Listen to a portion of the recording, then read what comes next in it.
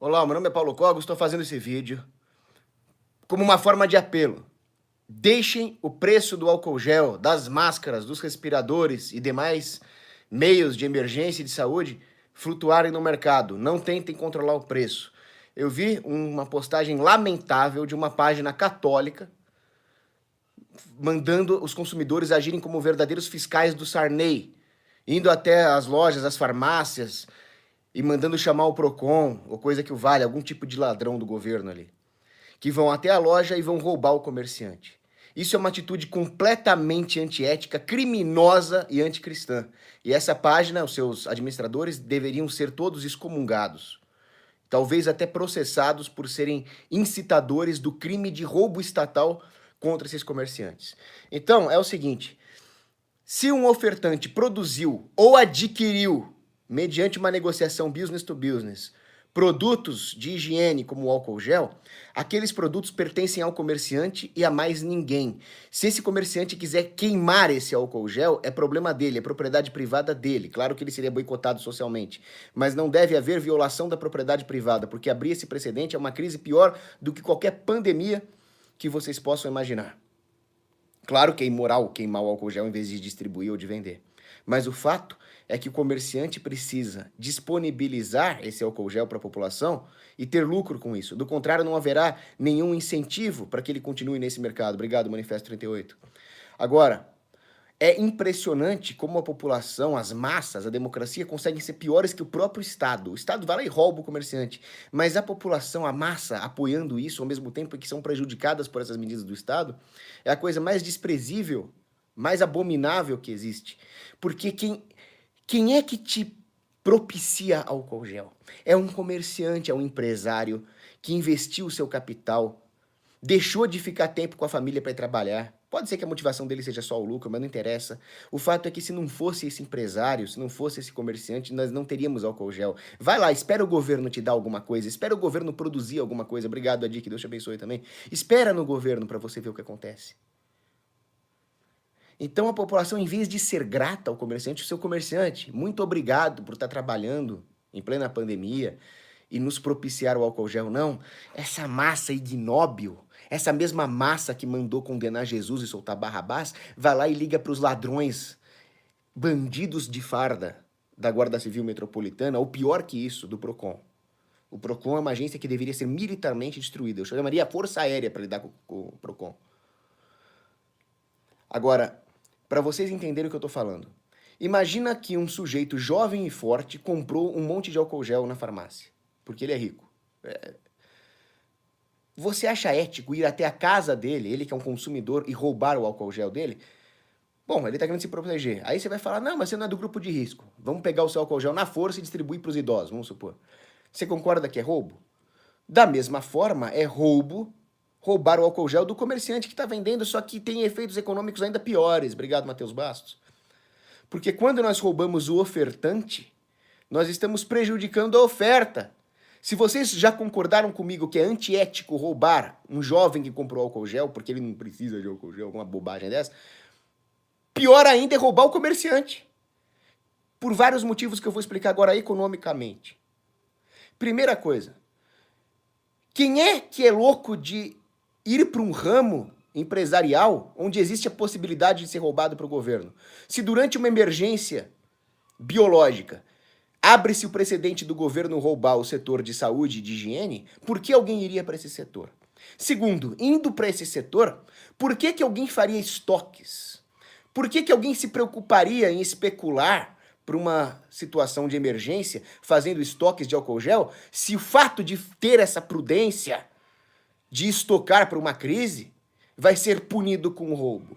E terceiro, essa violação da propriedade privada por motivos completamente utilitários, não, mas é porque o ganho social, sabe essa conversa de pseudo-economista, tipo Samidana, que deveriam ser todos exilados para um gulag? É utilidade social, etc. Abre-se um precedente contra a propriedade privada que gera aquilo que o economista e cientista político Robert Higgs chama de incerteza de regime. O que o governo vai aprontar? Qual desculpa a democracia vai arrumar para tolher as nossas liberdades e a nossa propriedade privada amanhã? Essa incerteza de regime permeia toda a economia e prejudica, portanto, todo o investimento empresarial em todos os setores, inclusive na cadeia produtiva dos produtos de higiene e de medicina, de saúde. Obrigado, Guilherme Egas. Fala um pouco aí do serviço Celso Russomano. O Celso Russomano é um câncer social e quando ele morrer, ele vai arder no último inferno. Ele é a destruição da economia e ele é a contaminação do tecido psicossocial por essa mentalidade tacanha e criminosa que faz o povo se voltar contra os empresários que lhe provêm bens e serviços. O Celso Russomano é uma maldição do demônio na face da terra. Um desperdício de proteína. Agora, outra coisa. O pessoal vai falar, não, mas o empresário elevou o preço durante uma pandemia para ter lucro. Olha como ele é mau. Ele está aproveitando que a população precisa de álcool gel para lucrar mais ainda. Primeiro que ele tem direito ao lucro, sabe por quê? Porque o álcool gel é dele, não é seu, não é do Russomano, não é de nenhum governante democraticamente eleito, não é de ninguém, é do comerciante. Certo? Então, o comerciante deveria estar armado de fuzil e deveria mandar pro colo do capeta qualquer um que entrasse lá para roubar os seus produtos. É belo e moral que ele pegue um fuzil e atire. O Marcos Vinícius está falando assim, bom dia, Cogos. Poderia fazer um vídeo para quem investe em Bolsa de Valores, vamos ver mais para frente esse curso. Obrigado, Brenock, pela doação também. Agora, primeiro então, olha aí a mamãe, obrigado. Primeiro que esse empresário tem direito ao lucro. Segundo que, vejam, durante uma pandemia, há uma crise de oferta no mercado, em todos os insumos, em toda a matéria-prima que é usada na cadeia produtiva desse empresário. Durante uma crise todos estão com medo do próprio coronavírus, ou estão com medo do que o governo vai aprontar em relação ao coronavírus, o que é pior que o coronavírus. Enfim, todas as pessoas acabam ficando ainda mais avessas ao risco. Agora, a atividade empresarial é intrinsecamente uma atividade de risco. O empresário é muito doido, é um herói. Ele toma o risco de investir em operações que podem dar errado. Agora, vocês concordam que um empresário do setor de saúde poderia ficar mais avesso ao risco durante uma crise e que os seus insumos podem ficar mais caros já que há um choque de oferta? Logo, para que ele reinvista nas operações da empresa que produz o álcool gel e outros equipamentos, ele precisa de um incentivo adicional. Esse incentivo adicional é o lucro adicional que ele vai ter se ele puder elevar os preços desses produtos durante uma crise. Além disso, se esses setores que são essenciais durante uma emergência médica, como o setor de álcool gel, o setor de respiradores, se esses setores vão ter um lucro maior durante uma pandemia, significa que durante os períodos em que nós não estamos numa crise, nos períodos de bonança, investir nesses setores é uma forma de proteger o seu capital, é uma forma de hedge. Eles vão ter um alfa negativo, eles vão ter mais lucro durante a crise quando toda a economia está tendo menos retorno.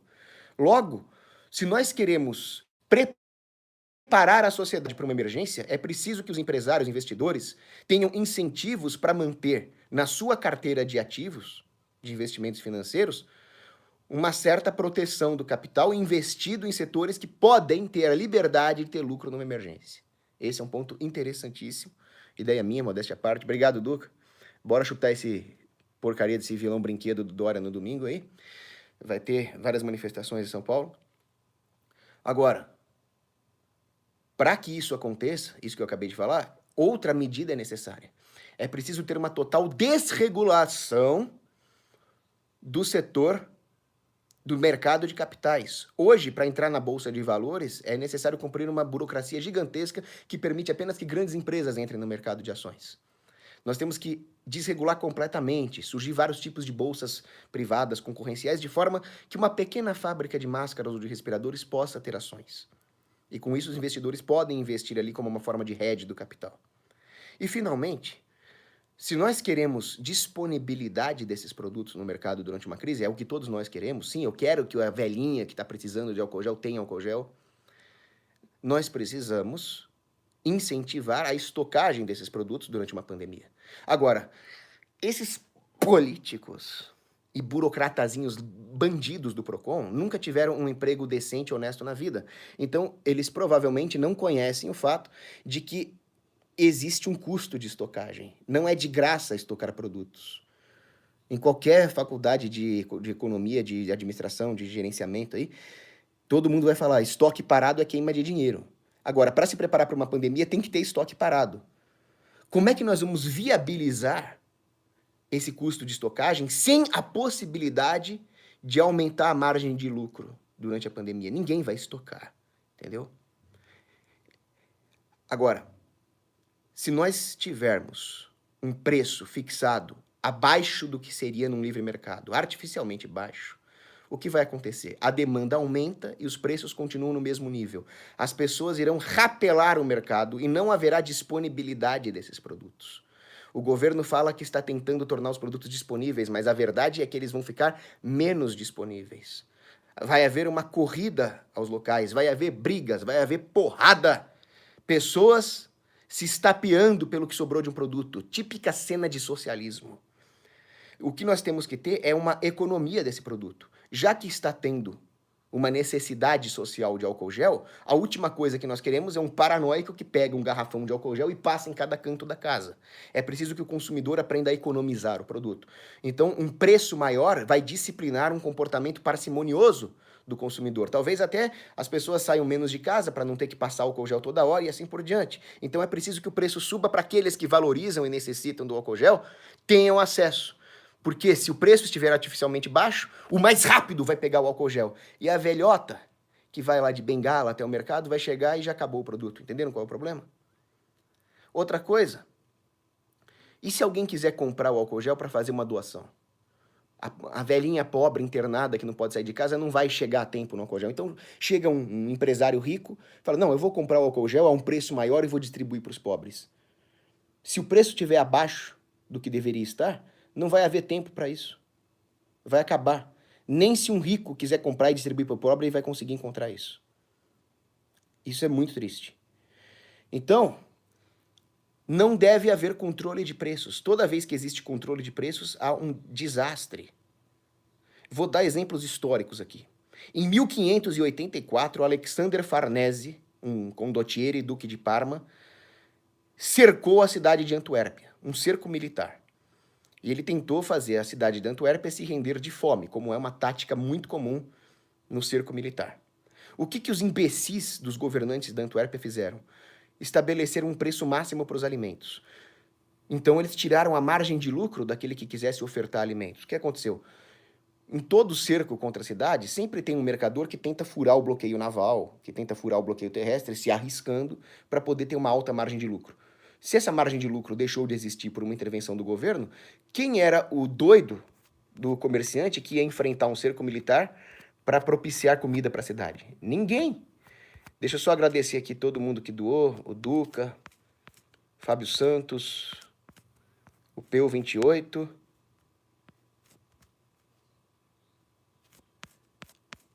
Então, obrigado aqui a todos os doadores, o Felipe Franceschi. E se eu não vi alguém aí, eu agradeço, peço desculpas também. Agora, a cidade sofreu uma escassez brutal de alimento, Antuérpia, em 1584, porque não tinha ninguém para ofertar os alimentos. Então, olha que interessante. Os governantes da Antuérpia fizeram mais mal ao povo do que o próprio inimigo militar que estava cercando a cidade.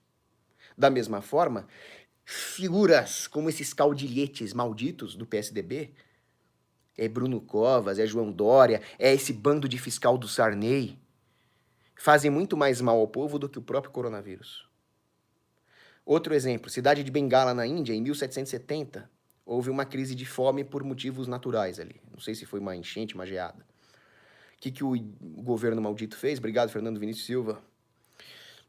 Vamos fazer também vídeos disso. O que o governo fez? Controle de preços. Resultado, a fome ficou pior. As pessoas correram para os mercados, acabou o alimento, não tinha incentivo à oferta. A fome foi terrível.